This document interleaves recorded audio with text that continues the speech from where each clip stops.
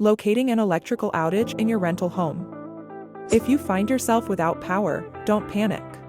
It's possible that a circuit breaker or GFCI outlet in your rental home has been tripped.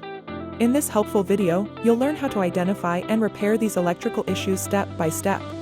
From resetting a tripped breaker to troubleshooting a GFCI outlet, you'll become equipped to handle common power outages with confidence. First, you'll want to determine if you have lost power to the entire home or just a specific area.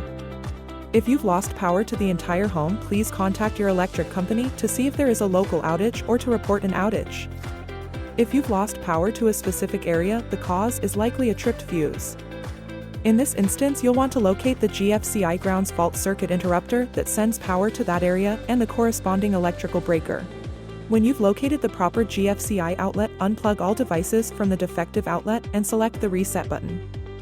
Plug the appliance back in the center and select the test button. Press the reset button and you should have power. If the problem persists, locate the circuit breaker box or the fuse box. It may be in your garage basement or outside. Once you find it, locate the tripped breaker that is associated with the problem.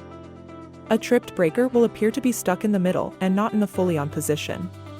Push the breaker to the off position and then to the on position. Did the power come back on? Congratulations on successfully resetting your electrical breakers. For more helpful tips and tricks troubleshooting issues in your rental home, please visit rentprogress.com.